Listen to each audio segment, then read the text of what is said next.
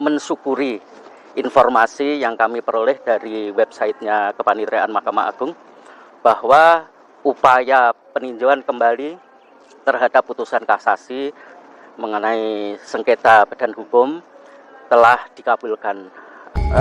Di dalam huruf E-nya ada juga mengatur keterangan domisili. Harus ada itu keterangan domisili yang ditandatangani oleh kelurahan atau desa setempat, pejabat setempat ya. Nah, kalau syarat ini yang disyaratkan, kami pastikan bahwa dari pihak sebelah tidak memenuhi syarat. Terima kasih pada Porokadang semua. Pada sore hari ini saya sengaja mengundang teman-teman pers untuk hadir di Padepokan Pencaksilat ini dalam rangka mensyukuri informasi yang kami peroleh dari websitenya Kepanitraan Mahkamah Agung bahwa upaya peninjauan kembali terhadap putusan kasasi mengenai sengketa badan hukum telah dikabulkan. Artinya eksistensi persaudaraan setia hati terate sesuai badan hukum yang telah diterbitkan oleh Kementerian Hukum dan HAM itu mestinya bisa kita jadikan dasar bagi kita semua untuk mengemban amanah organisasi, yaitu mendidik manusia berbudi luhur, tahu benar dan salah berdasarkan iman dan takwa agar kita semua bisa ikut memayu hayuning bawono. Nah, sesuai dengan amanah organisasi dalam upaya menertibkan pengelolaan organisasi ini, maka PSHT harus punya badan hukum dan hanya satu. Kita pada tahun 2017 sampai 2018 telah dikabulkan ikhtiar kita untuk membubarkan badan hukum yang pada pokoknya menggunakan nama dan lambang PSHT. Dan itu alhamdulillah sudah berkekuatan hukum tetap. Nah, atas dasar itu kami mengajukan badan hukum. Nah, tujuan kita mengajukan badan hukum selain untuk mempersatukan organ atau mempersatukan warga persaudaraan setia hati terate, agar kita punya wadah untuk memanfaatkan hak kekayaan intelektual yang telah diupayakan oleh pengurus terdahulu, yaitu oleh Kang Mas Tarmaji Budiarsono. Kita punya nama, punya hak merek dan lain-lain, termasuk jurus dan sebagainya. Nah, itu hanya mungkin kalau dimiliki oleh organisasi. Ini tidak boleh hak kekayaan intelektual organisasi PSHT ini dimiliki oleh perorangan. Nah, ikhtiar itulah yang terus-menerus kami upayakan agar tekad kita bersama untuk mewujudkan persaudaraan yang kekal abadi, jaya selama-lamanya, ya syaratnya badan hukum hanya satu, semua hak kekayaan intelektual hanya dimiliki oleh organisasi, dan yang paling penting organisasi ini dikelola secara transparan dan akuntabel agar warga tidak ada lagi yang saling berprasangka, saling curiga, sehingga energi yang kita miliki betul-betul bermanfaat untuk kepentingan persaudaraan kita, untuk kepentingan keluarga, kepentingan masyarakat, kepentingan bangsa dan negara kita. Itulah kenapa kita mengajukan PK atas putusan kasasi yang tadinya ingin membatalkan keputusan Menteri Hukum dan HAM. Ya. Kalau dari ini Pak, setelah hasil peninjauan kembali, tentunya kan nanti akan ada banyak yang dibenahi dan banyak yang ditata. Tapi yang menjadi prioritas kira-kira dalam waktu dekat ini apa? Ya, kami sangat berharapkan dengan adanya putusan PK ini, persoalan sengketa badan hukum kami anggap selesai.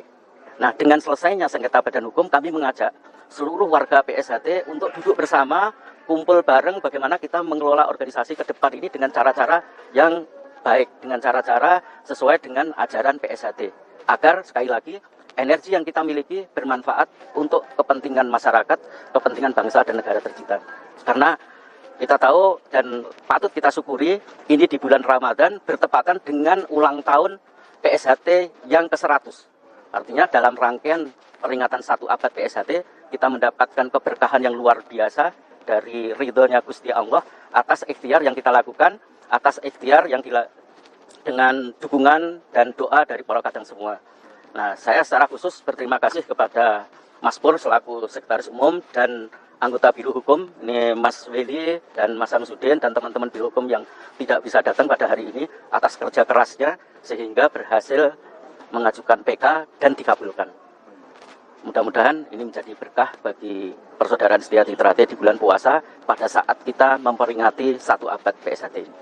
Ya Pak, ini juga kita kan bentar lagi ini saya tambah sama ini. Ya, kita mau SEA Games nih. teman-teman di Pelatnas dari PSHT juga ada nih Pak, banyak yang nantinya akan berangkat dari ke sana. Mungkin gimana sih Pak dukungan yang diberikan dari PSHT untuk teman-teman juga nanti di SEA Games, bisa disampaikan mungkin? Ya, ini saya kira sangat penting bagi suasana batin atlet kita yang akan mewakili PSHT, yang selama ini disibukkan dengan media sosial, perselisihan antar kelompok, antara 16-17, antara Madiun dan bukan Madiun dan sebagainya. Nah, dengan adanya PK ini kita harapkan bisa bersatu kembali, dan mudah-mudahan suasana batin ini akan mempengaruhi tekad warga PSHT yang jadi atlet sehingga bisa memberikan sumbangan yang maksimal untuk acara di SEA Games mendatang. Kalau gue tahu mungkin ada berapa ya Pak yang ikut di Pelatnas kali ini Pak, teman-teman dari PSHT? Ada tiga. Mudah-mudahan tiga-tiganya nanti bisa memberikan hasil yang maksimal untuk bangsa dan negara Indonesia. Ya. Apa yang diharapkan Pak dari perwakilan PSHT yang ada di menjalani Pelatnas sekarang yang nanti berada di SEA Games, khususnya yang diharapkan perwakilan PSHT secara pribadi di Bapak? Ya, dengan adanya putusan PK ini, kami sangat mengharapkan atlet-atlet PSHT yang sekarang sedang mengikuti Pelatnas ini fokus untuk meraih prestasi yang maksimal, fokus memberi nama, memperjuangkan nama baik bangsa dan negara Indonesia. Dan meraih medali ya Pak? Tentu, dengan fokus kita harapkan meraih hasil yang maksimal. Syukur semuanya mendapat medali emas gitu, untuk nama besar bangsa Indonesia. Assalamualaikum warahmatullahi wabarakatuh. Salam persaudaraan. Pada sore hari ini kita berada di kantor hukum Sukriyanto dan partner. Kita bersama dengan tim lembaga hukum SHT Pusat Madiun. Di tengah-tengah kita sudah hadir bersama Ketua Tim LHA, Kang Mas Rosadin SHMH. Juga Ketua Tim Hukum SHT ada Kang Mas Sukriyanto. Dan juga ada Sekretaris Tim LHA, ada Kang Mas Sutrisno Budi SHMH. Pada sore hari ini kita akan melakukan bincang-bincang terhadap putusan PK yang telah digugatkan oleh Kang Mas Taufik dan kawan-kawan. Langsung saja kita menuju ke Ketua Tim LHA, Kang Mas Rosadin. Bisa diceritakan Mas Rosadin bagaimana kronologi terjadinya PK dahulu? Mungkin nanti bisa ditambahkan oleh Mas Sukri dan Mas Sutrisno Budi. Terima kasih Mas Billy. Assalamualaikum warahmatullahi wabarakatuh. Selamat sore dan salam sejahtera kita semua. Perkenalkan saya HM Rosadin Sarjana Hukum selaku Ketua Lembaga Hukum dan Advokasi SHT Pusat.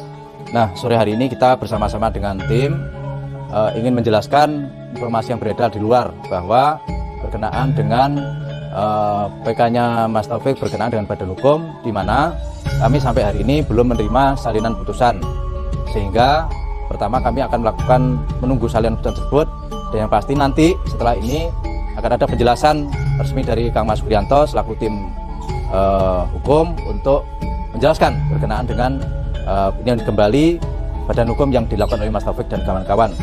Bagaimana duduk perkaranya, bagaimana konstruksi hukumnya, dan apa implikasi hukumnya kepada warga SHT yang ada di Pakembangan Mas Murjoka dan Mas Isbiantoro. Demikian, wassalamualaikum warahmatullahi wabarakatuh. Ya, terima kasih Kang Mas Rosadin selaku Ketua Tim LHA. Kita akan beranjak lanjut kepada Ketua Tim yang menangani hukum ini. Ada di tengah-tengah kita ada Kang Mas Sukriyanto SHMH. Monggo Mas Sukri bisa diceritakan tentang mungkin kronologis PK atau novum baru yang diajukan kepada PK yang diajukan oleh Kang Mas Taufik. Pertama-tama saya mengucapkan banyak terima kasih ya kepada semua pihak, dulur-dulur yang telah memberikan kepercayaan kepada kami selaku tim hukum dalam mengawal semua permasalahan hukum di PSHT ini. Ya, berkaitan dengan statement atau kompleks press release dari pihak Pak Taufik kemarin beberapa saat yang lalu terkait dengan hasil putusan PK ya, di mana PK permohonannya Pak Taufik dikabulkan ya, walaupun dalam tanda kutip kita belum menerima secara resmi pemberitahuan ya. Namun kami sebagai lawyer praktisi hukum tentu sudah bisa melihat ya, sudah bisa melihat kemana arah pertimbangan hukum kalau memang itu dikabulkan ya. Tentu saya harus mengatakan lebih dulu bahwa sudah barang pasti.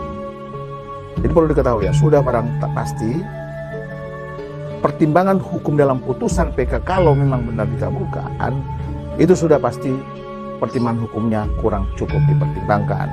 Sebab apa ya? saya tegaskan lagi bahwa proses memperoleh badan hukum itu ada regulasi yang harus dilalui, ya. Ada ketentuan yang harus dipenuhi, ya, syarat formilnya diantaranya yang diamanatkan di dalam Undang-Undang Ormas dan juga diimplementasikan di dalam Peraturan Menteri Hukum dan HAM nomor 3 ya tahun 2016, ya.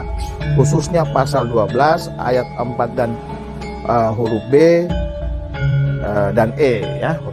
Di situ ada amanatnya baik ormas maupun peraturan menteri hukum dan HAM ini ada mengatur terkait dengan surat pernyataan, ya, tidak dalam sengketa. Jadi organisasi yang diajukan, yang dimohonkan badan hukum ini dipastikan tidak dalam sengketa, ya. Kedua, di dalam huruf E-nya ada juga mengatur keterangan domisili. Harus ada itu keterangan domisili yang ditandatangani oleh kelurahan atau desa setempat, pejabat setempat, ya. Nah, kalau syarat ini yang disyaratkan, kami pastikan bahwa dari pihak sebelah tidak memenuhi syarat. Kenapa? Keterangan tidak dalam sengketa. Saat itu hasil Paru 16 sedang dipermasalahkan oleh beberapa cabang, terdaftar di dalam perkara nomor 24 di gugatan di PN Kota Madiun, ya. Saat itu sampai di tingkat kasasi, sampai di tingkat pemeriksaan pemeriksaan tingkat kasasi pun itu turunnya kalau tidak salah di 2021, ya. Kalau nggak salah itu, saya lupa 2020 atau 2021 turunnya kasasinya, ya. Lupa saya, nggak begitu ingat karena perkara itu berlalu begitu saja, ya. Kebetulan saya sebagai kuasa hukum dari Majelis Luhur yang berdomisili di Madiun, ya, Mas Isbiantoro dan kawan-kawan kalau nggak salah. Terus yang mewakili Mas Wiono yaitu Mas Mariono dan Mas Bambang, ya, Mas Mariono dari Jakarta, Mas Bambang yang berdomisili di Jogja, ya. Terus penggugatnya kalau tidak salah menggunakan law firm dari Sutris Nubudi, kalau nggak salah itu saat itu, ya. Saudara Sutris itu mewakili para penggugat. Itu, Mas. Jadi dengan adanya perkara nomor 24 ini tidak bisa, sudah barang pasti kalau itu bisa melalui persyaratan yang sesuai diamanatkan di dalam baik itu Undang-Undang Ormas maupun Peraturan Menteri Hukum dan HAM, tentu tidak bisa terbit itu pada hukum, karena pasti, karena situasinya dalam keadaan yang sesungguhnya itu memang dalam sengketa. Nah, terus yang kedua, keterangan domisili secara fakta. Pak Taufik tidak berdomisili di Madiun, ya. Dia yang berdomisili di Madiun adalah Ketua Umum Kang Mas Murjoko, gitu, ya. Kang Mas Murjoko selaku Ketua Umum dan Kang Mas Isbanto selaku Ketua Dewan Pusat dan Mas Tono, ya, Kang Mas Tono sebagai Sekretaris Umum. Nah, ini, Mas. Jadi kalaupun itu terbit badan hukum tersebut atau pemberian pengesahan diberikan oleh Kemenkumham itu keluar, yang sebagaimana itu badan hukum yang disengketakan di dalam perkara aku, kalaupun dianggap itu sudah ada semua persyaratan, kita sudah pasti kita pastikan bahwa itu suratnya palsu, ya. Ada pemalsuan keterangan yang dituangkan di dalam surat, ya, untuk memenuhi persyaratan tersebut. Nah, kalau ini terjadi, bukan tidak mungkin kami dari tim LH akan membongkar persyaratan tersebut. Bagaimana cara membongkarnya? Kami akan laporkan kepada pihak yang berwajib, ya. Kami akan laporkan ke pihak yang berwajib. Patut diduga adanya pemalsuan keterangan, ya. Ada ada tindak pidana 263 yang melahirkan suatu produk hukum yang dikeluarkan oleh pejabat yang diberikan kewenangan untuk itu yang bersifat otentik sebagaimana diatur dalam pasal 266 KUHP. Ya. Ini Mas, jadi dengan adanya putusan PK, ya saya simpulkan, saya tegasi di dalam kesempatan yang baik ini, dengan adanya putusan PK yang mengabulkan permohonan PK dalam perkara Akuo, ini kami sepakat bahwa hal ini mendorong kami, semangat kami untuk membongkar ya modus operandi yang dilakukan sehingga terbitnya ini, memaksa terbitnya pengesahan badan hukum tersebut. Ya, jadi bagi kami terbitnya keputusan Menteri Hukum dan HAM, pengesahan badan hukum yang dimiliki oleh saudara Pak Taufik, menurut hemat kami bahwa badan hukum tersebut cacat sejak lahir, ya, cacat sejak lahir. Terus kalau cacat sejak lahir, bagaimana mungkin itu mau dikatakan sah pengesahannya itu kan?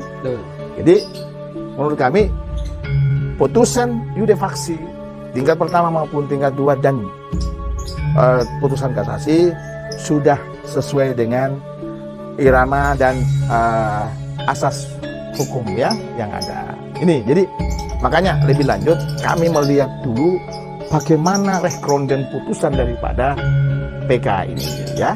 Nah, itu Mas. Jadi ya berarti dalam tanda kurung sampai saat ini belum menerima salinan putusan atau pemberitaan resmi dari ya terkait. Belum menerima salinan putusan. Jadi kami menunggu juga.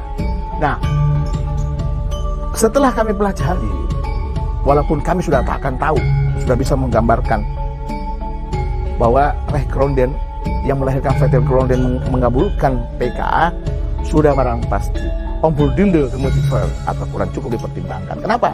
Asas ditabrak. Ya. Bagaimana mungkin orang yang sudah dinonaktifkan, ya, di mana penonaktifan ini sudah dipertimbangkan di dalam putusan kedua perkara ya, perkara badan hukum Akuo, perkara Akuo maupun perkara Meret, pada waktu begini bukan tidak mungkin abal-abal. Jadi penonaktifan ini sudah bagian daripada pertimbangan hukum dalam perkara kedua perkara ini ya. Artinya kalau sudah menjadi bagian daripada pertimbangan, apalagi yang mau dipertahankan ya? Apalagi di sini masalah novum, nyun sewu. Ya. Mohon maaf ya, novumnya yang diajukan syarat untuk PK itu tentu ada kualifikasinya. Betul. Ya. Memenuhi syarat atau tidak, tentu ada telah tertentu ya. Lah menurut kami bahwa novum yang diajukan itu sangat tidak relevan sekali kan? Ya. Tidak ada korelasinya bahwa itu untuk menolak gugatan, tidak. Jadi bukan kepada sana substansinya. Karena apa? Novum yang diajukan itu kan berita acara, ya. Rapat-rapat komisi, Panlu 16, ya. Kalau sejujurnya, kalau misalnya itu ada rapat komisi, ada berita acaranya, tentu di sini akan bisa membuka juga berapa perolehan suara, usulan suara. Harusnya ada itu semua. Ya. Kenapa itu tidak ada gitu? Kalau ada itu akan terkelihatan. Yang mana 08, yang mana yang 100 lebih. Yang 100 lebih kan begitu kelihatan. Kenapa ini tidak ada gitu? Nah, ini kan bagian daripada dokumen daripada berita acara yang tidak terpisahkan di dalam dokumen Parlu ya. Rapatan luhur saat itu. Itu Mas. Jadi dari kami seperti itu. Terus mengenai langkah-langkah apa yang harus dilakukan, kembali kami tegaskan bahwa PK ini bukan jalan akhir dalam perkara ini. Ya, Insya Allah setelah kami mendapatkan pengesahan, salinan pemberian salinan putusan, kita pelajari secara seksama. Tentu di situ kami akan menarik satu benang merah. Kehilapan nyata yang mana saja yang dilakukan, yang terjadi di dalam yang terjadi dilakukan oleh hakim agung yang memeriksa perkara PK tersebut ya. Tentu jelas dari kami syarat untuk mengajukan PK kami sudah punya ya. Adanya putusan yang bertentangan dengan putusan hukum lain kan? Ya itu ada ya. Kami bisa buktikan terkait dengan saat itu lagi bersengketa, ya. Perkara nomor berapa Pak? 17-12 ya, itu kalau nggak salah. Yang 8 cabang itu, yang berangkatnya dari perkara pokok nomor 24, juga perkara merek dan keputusan-keputusan lain, ya. Ada baik itu hak cipta dan sebagainya, dibuktikan ya siapa pemegang yang sesungguhnya, kan? Nah, itu Mas Billy ya. Jadi artinya LHA pusat tidak patarang. Biasa kalau dalam berperkara seperti ini ada yang kalah, ada yang menang, ada yang kalah beneran, ada yang kalah ya dikalah-kalah. Jadi kebenaran itu tidak boleh dikalah-kalahkan ya. Jadi fakta-fakta tidak boleh kita dikesampingkan. Ini jadi kebenaran hakiki harus kita ungkap sampai seakar-akarnya ya. Begitu Mas. Ya. Mungkin sudah banyak Mas yang bisa kita terima. Mungkin satu lagi Mas, harapannya untuk seluruh warga Desa Trate menanggapi hal-hal seperti itu mungkin bagaimana? Ya, dari kami hanya bisa memberi harapan kami kepada pesan terhadap dulu-dulu yang dibawa, bahwa permasalahan badan hukum, sengketa badan hukum yang punyanya Pak Taufik itu belum berakhir di PK ini, masih ada PK kedua. Komposisi kedudukan badan hukumnya Pak Taufik sudah dibatalkan, ya, sudah dieksekusi ya. Ya, sekarang kita berbicara ada badan hukumnya Pak Muljoko. Dengan adanya putusan PK tidak serta-merta langsung bisa menghentikan eksistensi daripada Mas Muljoko. Ada prosesnya. Tidak bisa begitu terima salinan putusan langsung ini batal atau putusan begitu saja. Dibuktikan sudah ada saja perintah eksekusi, berita eksekusi, Pak Taufik masih menggunakan, masih eksis atau niat. Sudah dieksekusi pun masih ada yang menggunakan. Ya. Alasan itu walaupun sudah dieksekusi, sudah dicabut haknya masih ada. Dari pihak cabang Blitar, ya Blitar kalau nggak salah itu dijadikan dasar untuk menggugat. Padahal sudah dibatalkan, sudah dicabut. Nah, apalagi punyanya yang dimiliki badan hukum dimiliki oleh Pak Kang Mas Muljoko ini prosesnya berbeda dengan yang dimiliki oleh Pak Taufik. Ya, berbeda. Kalau Pak Taufik dasarnya 13 badan hukum. Kalau punyanya Pak Muljoko, Kang Mas Muljoko ini melalui proses pendaftaran. Jadi masuk kepada proses basis online yang dibangun oleh Dirjen AHU ya. Jadi kita masukkan billingnya dan sebagainya kan itu melalui kantor notaris Fauzi. Gitu Mas. Jadi sekali lagi bersabar. DMLH memastikan bahwa akan mengajukan PK kedua. Gitu Mas. Ya. Mungkin ada tambahan dari Kang Mas Ketua dan Mas Sekretaris. Baik, sudah cukup. Kegiatan pada sore hari ini saya kira sudah banyak yang bisa membuat hati kita lega. Apa yang terjadi pada pertarungan hukum yang dilakukan oleh tim hukum Sat Madiun dan tim hukumnya Pak Taufik atau JC. Semoga kondisivitas di bawah tetap bisa dan tetap kami semua meminta doa kepada semua agar segala yang kita lakukan dapat berguna bagi Desa Trate khususnya. Tim Humas Desa Trate menyampaikan yang benar, santun, bermartabat demi persaudaraan. Desa Trate Jaya. Wassalamualaikum warahmatullahi wabarakatuh.